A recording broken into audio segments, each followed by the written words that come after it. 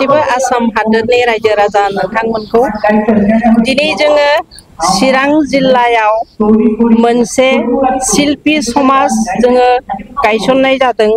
जोंनि शिल्पीफोरनि गासिबो साननाय नंनाय जोंनि गोसोनि लुबैनाय गांनाय उखैनाय गासैबो बेफोरखौ जोङो जाफुंसार होनो होननानै आरो बेजों लोगोसे फैगौ उन्दै उन्दै गथ'फोरखौ बा गोदानै जोनोम जाबोनाय सेंग्रा सिख्लाफोरखौ जों माबोरै हेफाजाब होलांनो हागोन। जों सिगाङाव जि जाबाय जों दा उन्दैफोरखौ बेखौनो जों थुलुंगा होनानै थांनो लुबैयो जे जाहाथे मोजां सोलोंथि लानानै मोजाङै संगितनि बिसयै रोंनानै जोंनि शिल्पी समाजनि मोनसे मावनां थांखिखौ जाहाथे मावलांनो हायो। जों दासिम नुनो मोनगासिनो दङ जोङो गुबै गावनि आखाइजों दामनाय देनाय बेफोरखौ जोङो नुनो मोनाखै आरो जि सोलोंदों रोंगौथि मोनदों बिथांमोनहा दामनो खननो दामनो देनो हेफाजाब होनो खाबु मोनाखै। मानो होनोब्ला दानि उन्दै गथ'फ्रा बांसिनानो रेडिमेड होननाय बुस्थुजोंसो सोलिगासिनो दङ। दा बेनो जोंनि थांखिया जाहाथे बै दानि उन्दै उन्दै गथ'फोरा मबाइलजों नांथाबनानै थायालासिनो गेलेग्रा फोथार गैयाब्लाबो दलरसे जायगायावनो थानानै थाब्ला दामनाय गिटार दामनाय हारमनियाम दामनाय बा माबा मोनसे गावनि ट्रेडिसनेल दामग्राफोरखौ सोलोंनो गोसो जायो। बेखौनो आसा खालामनानै जोङो बे शिल्पी समाजखौ दिनै गायसननाय जादों। आरो लोगोसे माने नैबे रेडिमेड बुस्थुजों थाङालासिनो प्रेक्टिकेलि गावनि आखाइजों दामनानै जाहाथे बयबो हेफाजाब होनो हायो। जों नुनो मोनदों थांनाय 2023 मायथाइयाव जेब्लानाखि सांस्कृतिक महासंग्राम जादोंमोन बेवहाय माने गोबां मानसिफ्रा खननो मोसानो गोसो दङब्लाबो बेवहाय माने जोंना सोरखारनि होखानाय नेमखान्थि बायदियै माने रेडिमेड दामखानायजों मोसानो खननो होनाय जायाखै। बेवहाय गोबां गथ'फोरा कम्पिटिसनाव बाहागो लानो सानोब्लाबो दामग्रा देग्रा गैयिनि थाखाय बाहागो लानो हायाखै। बे बिथिंखौ नुनानैनो जोङो जोबोद गोसोआव दुखु मोननानै जोङो दिनै नैबे समाजखौ गायसननाय जाबाय। बिबानाव सोरजिखौ दायथ' होनाय जाखो? दा बिबानाव आंनो आंनि मुङा जाहैबाय श्रीमती मीना दैमारी। आङो 1985आवनो रेडिअ' सेन्टाराव अडिसन होनानै पास जादों आरो बारै बर'नि अखम होननाय मोनसे दिसाव आं मेथाइ खनदोंमोन। दासिमबो आङो रोजाबगासिनो कालसाराव जड़ित जागासिनो दङ। बिनि उनाव दङ भाइस प्रेसिडेन्टआव जोंहा धर्मेश्वर राय आरो गोबांखौ आं दिनै मिथिथ'नो मोनाखै गोदान हिसाबै आं मानसिफोरखौ सिनायजोबाखै सिनायलांगोन। आफादगिरि हिसाबै मेडाम आफादगिरि हिसाबै आफादथ' आंखौनो दोननाय जाबाय सिनियर हिसाबै। नेहाथारि हिसाबै सोर फैयो? नेहाथारि हिसाबै लिबन इस्लारि बिथाङा सासे गोख्रों माने क्लासिकेल टिचार बिथाङानो दा जोंनि सेक्रेटारि जानानै दङ। दा नैबे संगठनखौ दाखांनायनि उनाव हयथ' गभर्नमेन्टजों सिनायजागोन। औ सिनायजागोन। मा आसा खालामगोन नोंथांमोना? जों गभर्नमेन्टनिफ्राय आसा खालामनाया जाहैबाय माने जाहाथे जोंबो मोजाङै सिनायथि मोननो हायो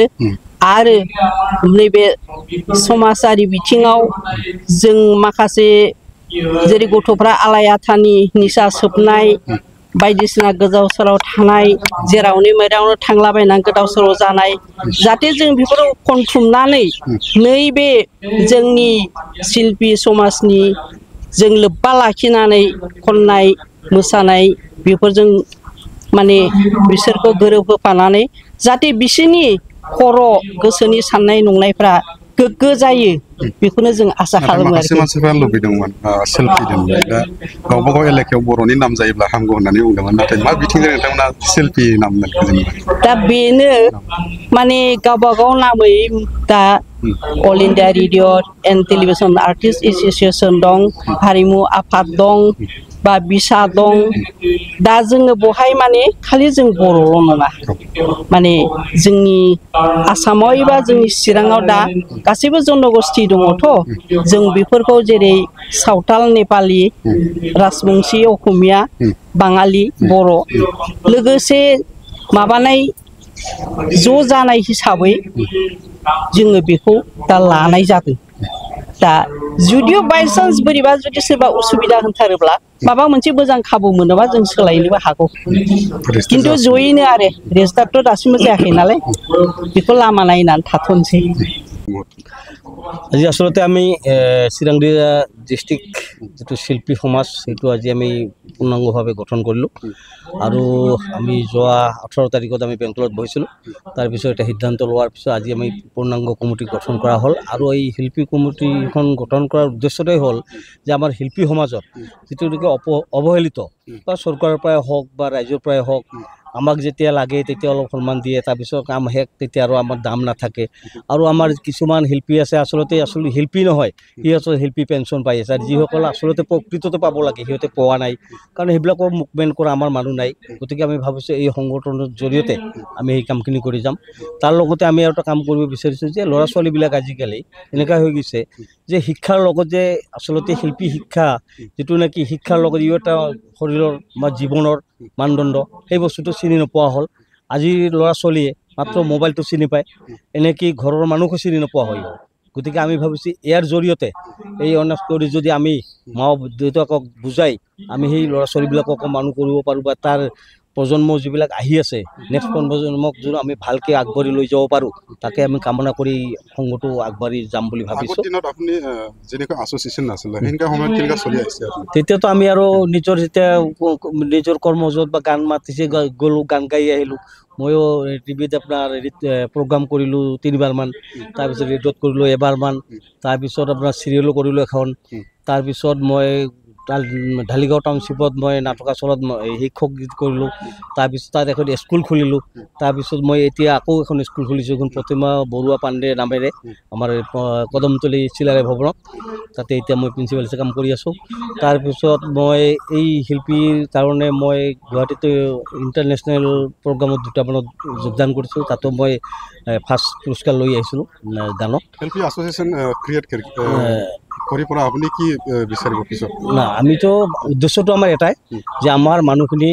সুস্থভাৱে থাকিব লাগে বা আমি শিল্পী হিচাপে যিখিনি সন্মান পাব লাগে সেইখিনি পালে আমাৰ যথেষ্ট আমি বেছিকৈ বিচৰা নাই আৰু আমাৰ শিল্পী যিবিলাকে ধৰক বয়সস্থ হৈ গৈছে এতিয়া বুঢ়া হৈ আছে সিহঁতক কোনো পাত্তা নিদিয়ে গতিকে সেইবিলাকক যদি আমি আমাৰ মাজেদি কিবা এটা সহায় সহযোগিতা আগবাঢ়ি দিব পাৰোঁ সেইখিনি আমি চৰকাৰৰ ওচৰত কামনা কৰি থাকিম আৰু আমাৰ যোগেদি সিহঁতৰ কাৰণে আমি চেষ্টা কৰি যাম অহা ফিউচাৰক যেনিবা আপুনি আইডিয়া দিবলৈ কি জনাব না আমি এতিয়াতো মাক দেউতাকবিলাকৰ লগত বহিম বা আমি অনেষ্ট কৰিম যে এনেকৈ ধৰণৰ যিটো ল'ৰা ছোৱালীক এতিয়াৰ পৰা আপোনালোকে সাৱধান নকৰে আমাৰ ইন ফিউচাৰটো বেয়া হৈ যাব গতিকে আমি সিহঁতকো মানে আজৰি অনাৰ কাৰণে চেষ্টা কৰিম যে কেনেকৈ গান শিকিব লাগে বজনা শিকিব লাগে বা আজৰি সময়খিনি কি কাম কৰিব লাগে সেইবিলাকত আমি অলপ আলোচনাৰ মাধ্যমত যদি আনিব পাৰোঁ আমি চেষ্টা কৰিম আপ্ৰাণ চেষ্টা কৰিম আৰু আশা কৰিছোঁ নিশ্চয় আমি সফল হ'ম বুলি এটা মোৰ বিশ্বাস আছে শিল্পী এছ'চিয়েশ্যনটো মাত্ৰ চিৰাঙত আপুনি ক্ৰিয়েট কৰিছে আৰু আমি প্ৰথমতে ভাবিছোঁ কি যে প্ৰথম নিজৰ ডিষ্ট্ৰিক্টখন আকৌ ঠিক কৰি ল'ব লাগিব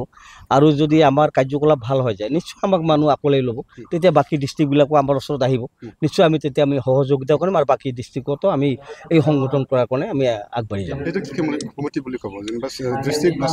এতিয়া আমি বৰ্তমান ডিষ্ট্ৰিক্ট বুলি কওঁ তাৰপিছত যদি আমি কেতিয়াবা আকৌ বেলেগ বেলেগ ডিষ্ট্ৰিক্ট কৰি আমি চেণ্ট্ৰেল কৰি ল'ব পাৰোঁ